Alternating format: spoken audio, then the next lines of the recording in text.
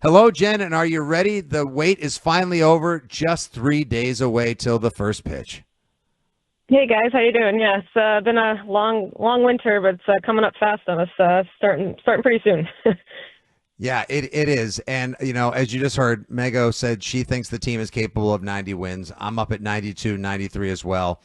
Has the optimism continued? Have you felt the swell of optimism all spring long, or have some of these little issues like the Crochet extension talks and Devers and some questions about the bullpen, do you think that has led to any ebbs and flows in the regional or league-wide confidence in this retooled Red Sox team? I think the fan base has its own kind of views of the team, but I do think internally the team, the players themselves at least, feel very confident about the direction of where they're headed, kind of just how the groups come together and gelled this spring. It's definitely been a different feel in the clubhouse among the players of, I think, just kind of rejuvenated in a sense, and a lot of them speak to just those young guys being around, Campbell and Meyer and Roman Anthony, and just how much kind of a boost they've given the team. So obviously Alex Bregman being in that new mix as well, and as you mentioned, Crochet. I don't think the Crochet extension talks or lack thereof have affected really much. I think that this team just feels like they've got a real chance, and especially considering where the division's at. The Yankees are pretty banged up with Garrett Cole and Luis Gil going to be out for a while, and Giancarlo Stanton has another injury that he's dealing with. So they were obviously the favorites, and now, they're still going to be very competitive, but I don't think not nearly as much given those injuries. And then, the Orioles are where they're at, and obviously a really good team, but still young. And the Blue Jays and the Rays are definitely kind of at the bottom right now anyway. So I think the Red Sox do feel like they have a pretty good chance, and we'll see obviously where they stand once things kind of settle out over the course of the season. So Jen, you wrote this long piece for The Athletic/New York Times all about kind of the outcome of this audit that started within the Red Sox front office, but touching all different departments. One of the things that you reported was a picture of uncertainty and unease from the remaining staff in what was a 275-person front office at the beginning of this audit. I guess from your sourcing, from who you've talked to, was it Breslow's motivation idea to start that audit? Was it something that came from somewhere else? Why even start undergoing this process? Yeah, I think Breslow, as we know, is a very analytical guy and came into the organization at the end of 23 when he was hired, right after Bloom was fired, and basically looked at it and said, I have visions for how to get this organization back on track, back towards a winning way, and I got to figure out who the right people are for this. And there's a lot of people in this organization, and I need to have a very objective. He's a very kind of, as I just said, analytical guy, so very kind of down the middle, and thought that was the best way to go about it. I'm sure, there were people that told him this was, a good idea. Whether obviously Theo Epstein's been a big resource for him since Theo came back into the ownership group at the beginning of last year, and their ties go way back. But I do think this was very much Breslow driven, and he just needed to figure out who was going to be people that he wanted to move forward with. And so some people in the organization that I spoke with were respectful of the decision, respectful of how he went about it, and thought that it was the right thing to do. But there were a large number of people that obviously an audit is uncomfortable. And there's a lot of people in this organization that have been here for a very long time and had pretty big impacts on the organization and are no longer here. So I think, it just was a new faces coming in. He made some very swift changes.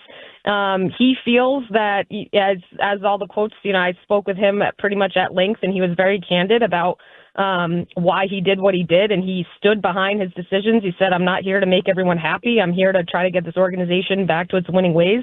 But obviously that's going to frustrate some people that feel, maybe it's not the right direction. So, I do think in the front office, there's definitely some still, the audit's over. Yeah, they kind of have who they have now, these 275 people. And it's generally been around that size. That's about the size it was under Chaim Bloom as well.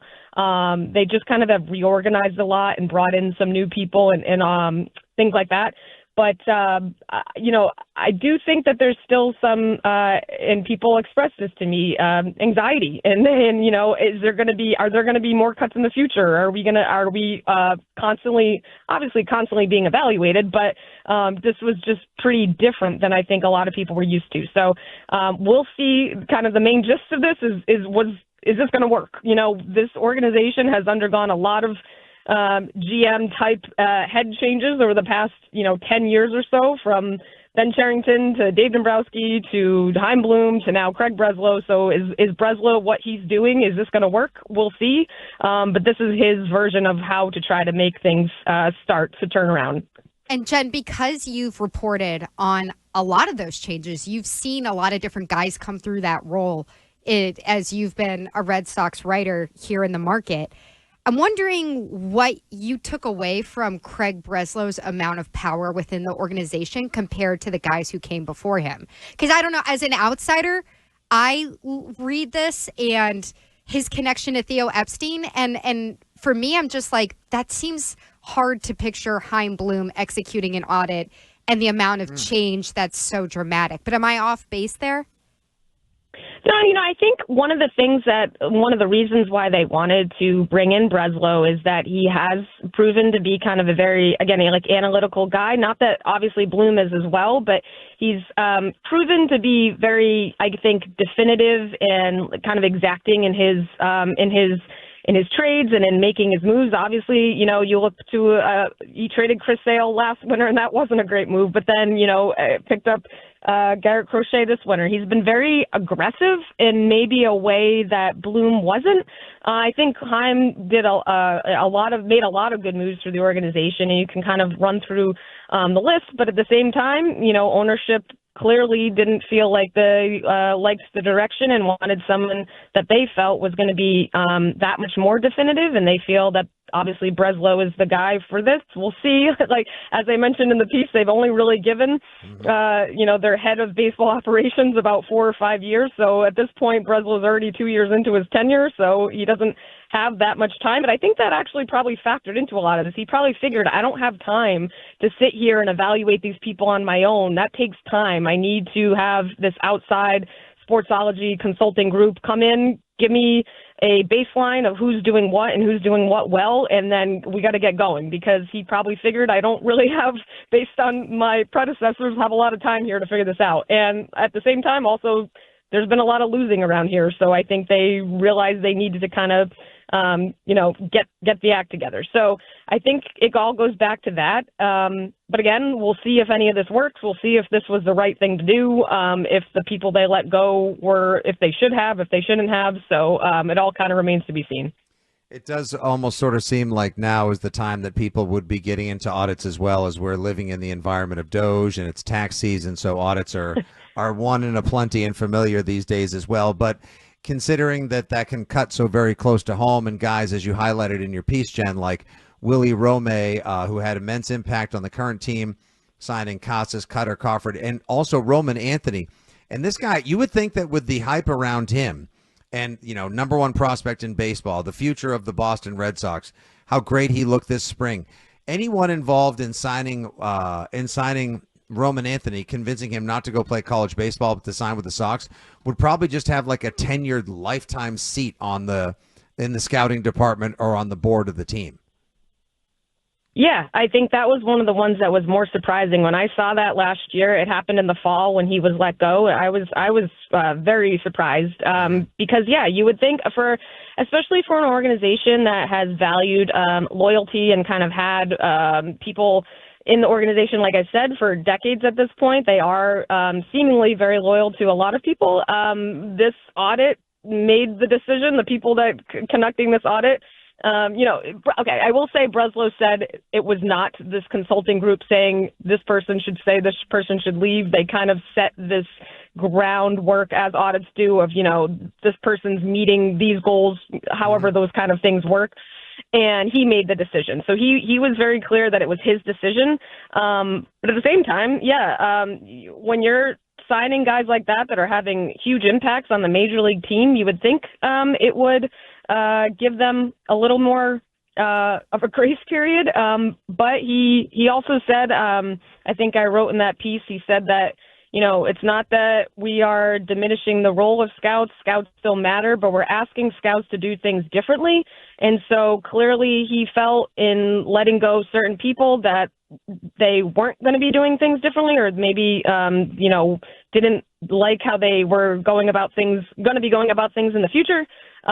So yeah, that's sort of how he kind of answered those questions. He wouldn't speak specifically, obviously, to certain people, but they're obviously using a lot of their, data-driven methods, and their R&D department has been ramped up to supplement their scouting. And I think a lot of the changes they made, they felt were kind of all based around that.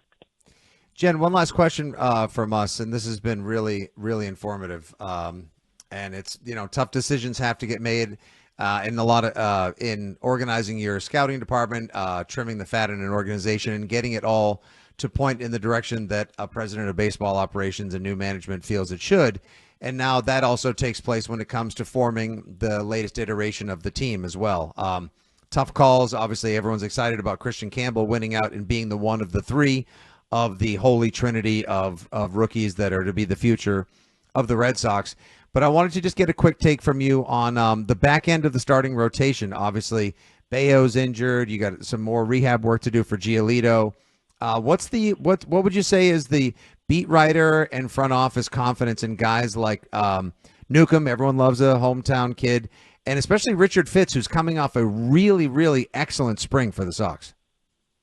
Yeah, and even if you think of Fitz he debuted in September of last year and had 4 really good starts for the Red Sox right out of the gate and making his big league debut. So he's looked really good. I will say they feel that Giolito and Bayo aren't that far off. Like they'll be ready to pitch by mid to late April at the latest. So I do think that factors into a lot of this, but Newcomb, they've built up their depth to the point where they are comfortable with these guys. Newcomb had a great spring, and the fact that you can slide in a guy like that with, when you do have some injuries that have cropped up, I think kind of speaks a lot to kind of how they went about the offseason and adding some of these guys, and also just having a player like Fitz, who they got in the trade for the Verdugo trade from the Yankees.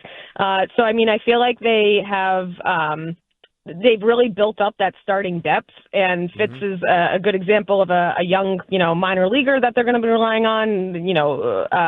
Newcomb's a guy that they signed to a minor league deal, and we're able to pick up and kind of help him figure out how to get back onto, a way that's going to make him pitch better. And he obviously had a really good spring. So I think they're confident in these guys. I do think that Bayo and Giolito are going to be back relatively soon, but that's not to say there's not going to be another injury that's going to crop up. And they do have this depth in AAA that's going to be able to help them out and, in their eyes, help smooth things over the course of the year so they don't have as many bumps as they did last year. As we've seen many a times in the modern MLB, depth is never a problem and is certainly a strength. And let's hope that the Red Sox are playing from that strength throughout the season. You can give her a follow. Of course, she is the beat writer for the Red Sox at The Athletic. It's at JC McCaffrey as well. Jen, thanks so much for the updates and the time throughout the preseason and spring training. And we're very much looking forward to connecting with you during what we hope is an exciting and fulfilling regular season for the Red Sox that delivers on all this potential and promise. Awesome. Thanks for having me, guys. Appreciate it.